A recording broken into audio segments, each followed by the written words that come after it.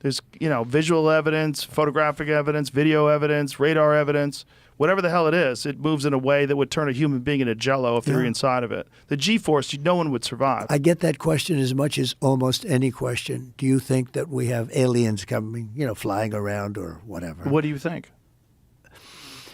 Earlier this week, U.S. Congress discussed unidentified anomalous phenomena, also known as UFOs. And I don't know if I'm the only one, but I just got to say, we're in a really weird timeline where I get to open a video that way. What we're going to do in this video is play a few highlights from what just took place in Congress earlier this week. Then I have a conversation that I had recently with Joseph Jordan, who's the national director of MUFON South Korea, and he provides a layer of research that he's conducted over a 30-year period that I think unlocks some of the mystery in this. Let's do it. In our previous panel, we had Grush, and he had testified to say that some of these were interdimensional beings. Can you speak on that at all? Ma'am, I'm not qualified, certainly as a scientist or otherwise, to speculate points of origin. I looked at everything from a scientific perspective. So if you look at, for example, instantaneous acceleration, which was one of the observables of the program that I belong to, ATIP, the human body can withstand about 9 G-forces for a short period of time before you suffer negative biological consequences. Blackouts and ultimately redouts and even death. Comparison, our best technology, the F-16, which is one of this older platform, but one of our most highly maneuverable aircraft, manned aircraft, made by General Dynamics, can perform about 17 or 18 G-forces before you start having structural failure, meaning that the airframe begins to disintegrate while you're flying. The vehicles we're talking about are performing in excess of 1,000, 2,000, 3,000 Gs. So would it be safe to infer that they're living craft? I'm not prepared at this point to state for the record is something alive or not, because even that definition is hard. There was a time in science we thought that life required oxygen, and we now know that's not true. There are anaerobic bacteria that thrive in oxygen environments that lack oxygen. And so also same with photosynthesis. When I was in college, I was told everything is derived from photosynthesis as a form of energy. In reality, that's not true. There are things that live off of chemosynthesis. So we're constantly having to reevaluate our understanding of what the definition of life is. They're having to reevaluate what their understanding of the definition of life is a very interesting first point. The second, that they're raising this question of interdimensionality as opposed to just interplanetary, is also a very important point. Then the third point that I think is very interesting here is that the question of, are these living crafts, is being raised. So let's continue to follow this trail of breadcrumbs where it leads. Here's the next clip. To your knowledge, any communication with a non-human life form? So the term communication is a bit of a trick word, because there's verbal communication like we're having now. The problem is you also have nonverbal communication. And so I would say definitively yes, but from a nonverbal meaning, when a Russian reconnaissance aircraft comes into U.S. airspace, we scramble 2 F-22s, and we are certainly communicating intent and capability. I think the same goes with this. We have these things that are being observed over controlled U.S. airspace, and they're not really doing a good job hiding themselves. They're making it pretty obvious they have the ability to even interfere with our nuclear equities and our nuclear readiness. This ties into another thing that was alleged in Congress. This is a 20-second clip. Watch this. At one point, you had said that there has been harmful activity or aggressive activity. Has any of the activity been aggressive, been hostile in your reports? I know of multiple colleagues of mine that got physically injured, and the activity. And by UAPs or by people within the federal government? Both.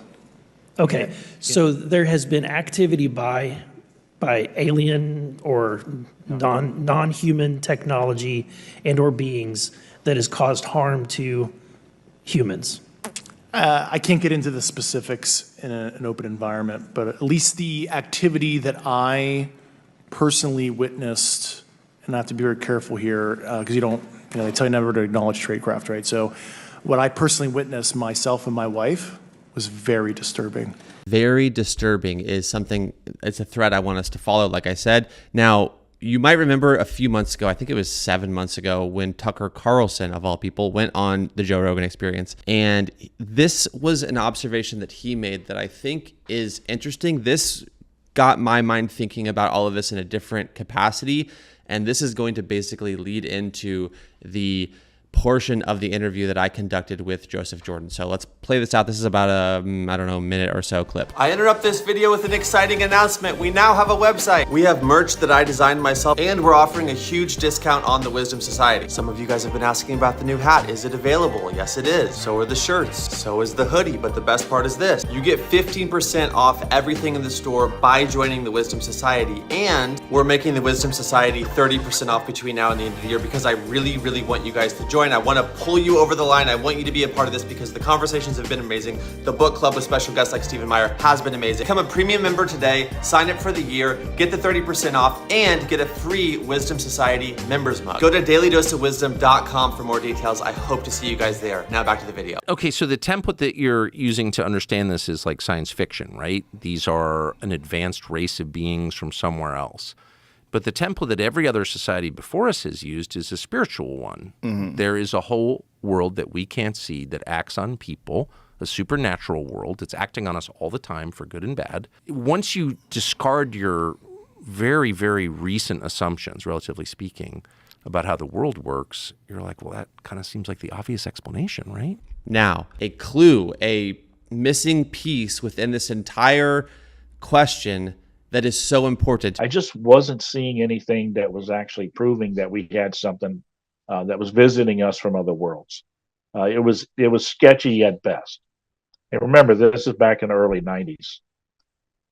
As I had my monthly meetings for MUFON, which I was required to do as a state section director, I had a lot of people coming to the meetings, a lot of interesting stories to hear from them. Sighting reports, abduction experiences, contact experiences. And I got to tell you, the ones that interested us the most were the abduction experiences. The reason is, I say that because listening to somebody that said that they had actually had contact, even face-to-face, with these entities behind the UFOs that we were chasing as field investigators, to me, that tells me that they're the front line of this phenomenon. And if we were going to find answers to this phenomenon, it was going to be with the abduction experience, not with the UFO experience. So our focus went deeper into the abduction research. As a group of researchers or field investigators I had working with me, we decided that was going to be our focus. So we took it and focused in that direction, started interviewing these abduction researchers or abduction experiencers, trying to get their stories, looking for the same thing that the leading abduction researchers in the world were doing, trying to find answers to the important questions. Could this experience be stopped? Why is it happening to certain people? Those are the key questions that all of the researchers were looking for answers for. As I started exploring the abduction research, I started to realize that there was something else going on amongst them that I wasn't understanding. And as I started to focus in and listening to their conversations between themselves at our meetings, I realized that they were looking for help to these horrific experiences that they were having. And they were looking for it in avenues I was unfamiliar with. And those avenues were into the New Age metaphysical realm. It seemed to be that there were people in that realm that were offering types of help, all crazy types of help, for these people to stop their experiences. But none of them were really helping. But it was at least somebody out there was trying to help these people. They thought that we at MUFON could help them, but we couldn't. We didn't have answers for this. We were relying on them for the answers to what this was about. So as I focused more on the abduction experience, I had to check on what this was they were offering from the New Age realm. As I did, it sucked me in hook, line, and sinker. I didn't realize at the time that I myself was missing something in my life.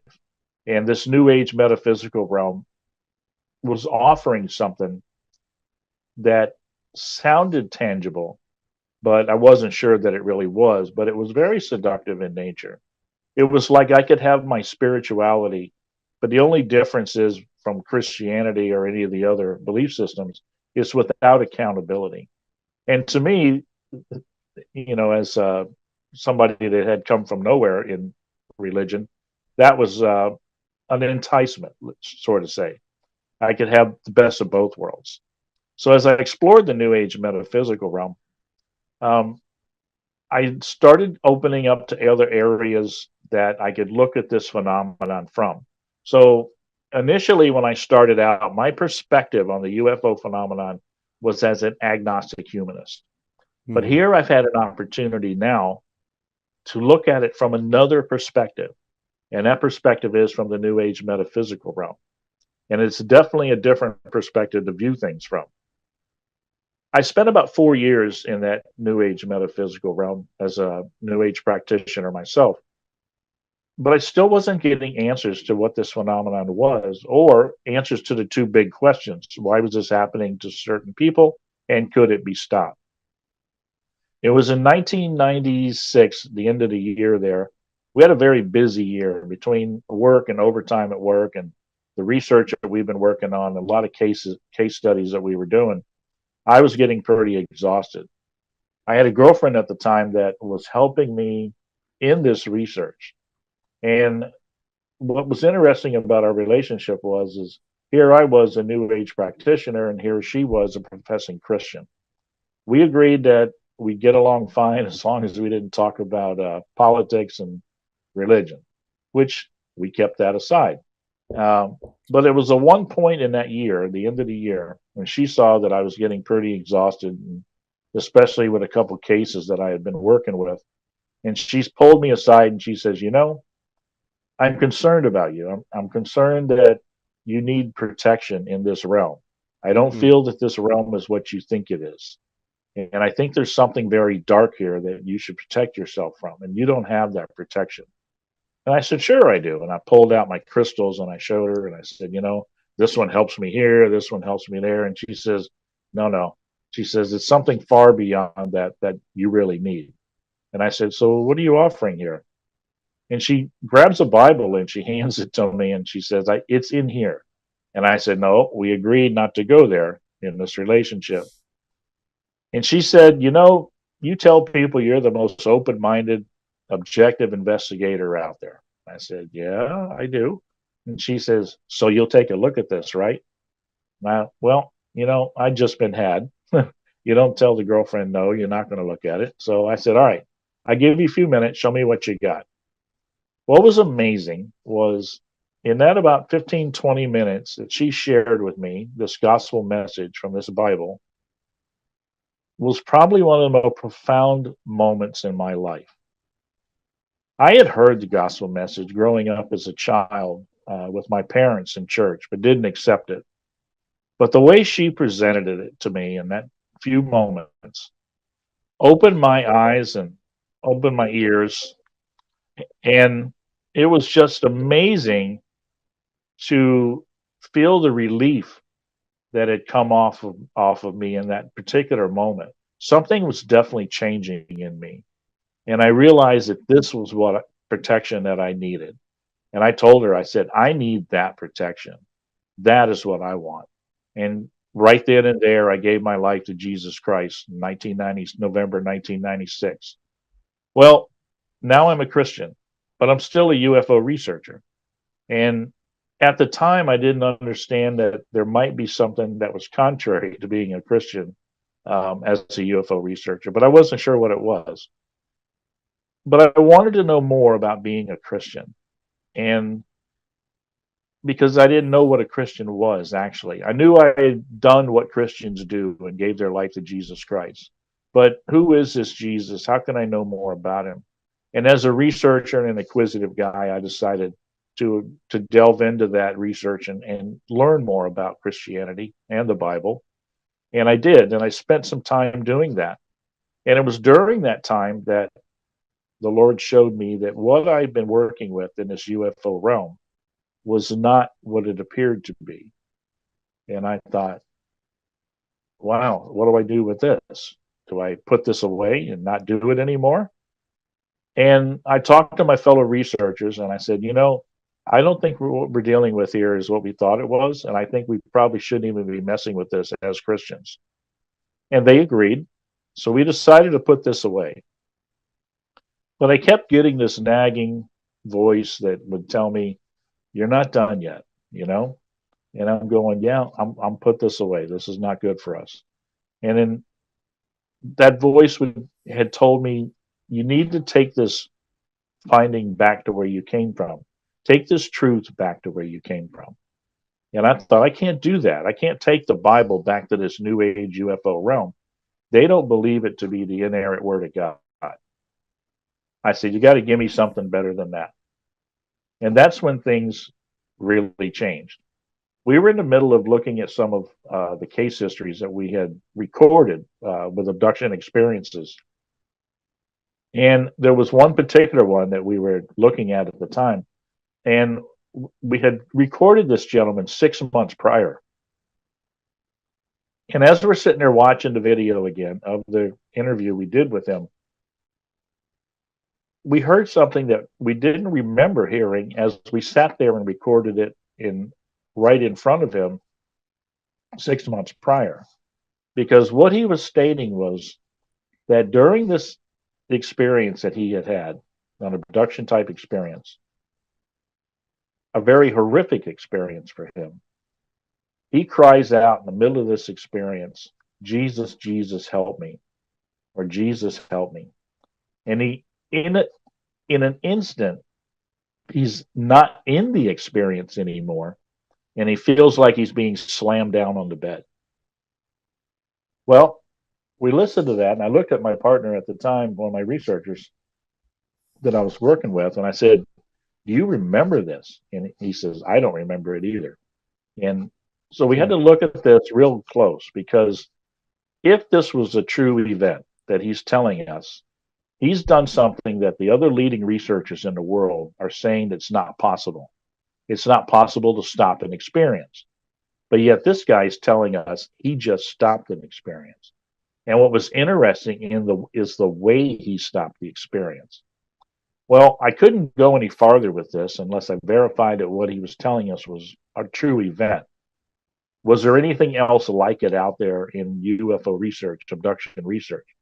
I don't know. I had to contact the leading researchers in the realm and talk to them, which I did. And I told them, guys, I got this strange case. I'd just like a little bit help on it, a little better understanding. What am I dealing with here?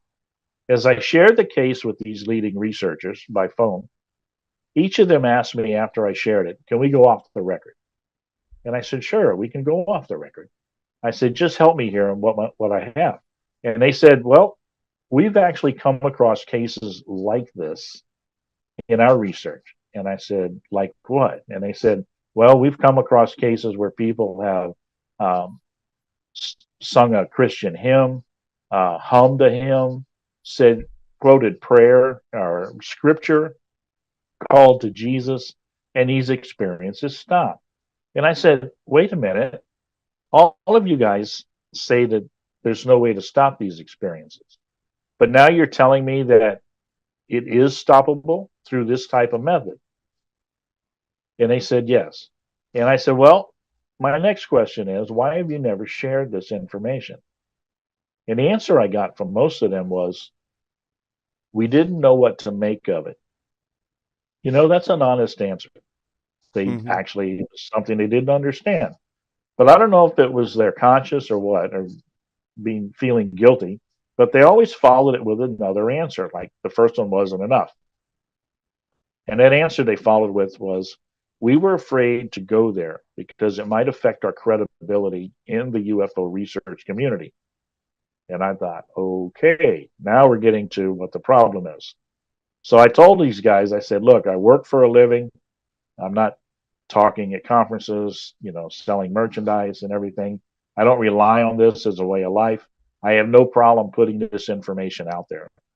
I said, you told me there's other cases like this. I'm going to go find these cases. I'm going to document these cases, and I'm going to make sure this piece of the puzzle gets brought to the table. All of them said, please do, because we can't. So that is when we formed CE4 Research Group to be able to gather this information and be able to make it presentable to peer review out there over the next couple of decades. I knew I couldn't continue to do it as MUFON because MUFON really wasn't set up at the time to investigate abductions. So that's why we set up the separate entity CE4 Research Group. So that's where our focus started. And that's what we've been doing for over close to 25 years now, is we've gone after these type of cases where people have wanted to share the information, but nobody's listening to it and nobody's doing anything with it. It's been the missing piece of the UFO puzzle for 30 years that I know of. We were the first ones to bring it forward. The first case was Bill D's case, the gentleman that said he had, stopped the experience calling out the name of Jesus. But from there, over the past 25 years, I've worked with well over 600 cases. I quit counting a couple of years ago. Wasn't important. They just still coming in. The recent piece that you just did, that's out there with 700 views, 700,000 views right now. If you look in the comments, there's many testimonies in that comment. So people that have never heard this before that are now coming forward and saying, I've done just that, but there's nobody to talk to. Well, we've been that group to talk to. We've been available to take those testimonies, because what I want to do here is be able to show that this is not just one single event that stands out strange. There are hundreds and hundreds, if not thousands, of testimonies out there to show you that this name and authority of Jesus Christ can stop this experience. And the other researchers in this realm know this. By the way, if you're interested, there's a lot more to this conversation coming soon on the Daily Dose of Wisdom podcast episode that I did with Joseph Jordan. He goes into more in-depth about his backstory, about the research findings that they've had over the last 25 to 30 years. And he also goes into what he thinks may be coming next. So subscribe if you aren't already so that you don't miss that upload. And again, check out dailydoseofwisdom.com to see the merch, to see the website itself, and to learn exactly what you can expect inside of the Wisdom Society. Thanks for watching. See you guys in the next video.